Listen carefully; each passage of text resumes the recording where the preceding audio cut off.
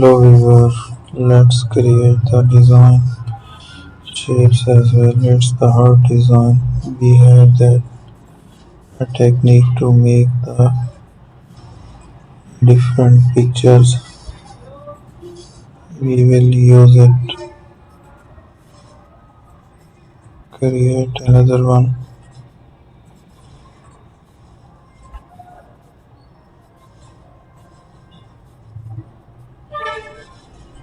So we will add some designs here.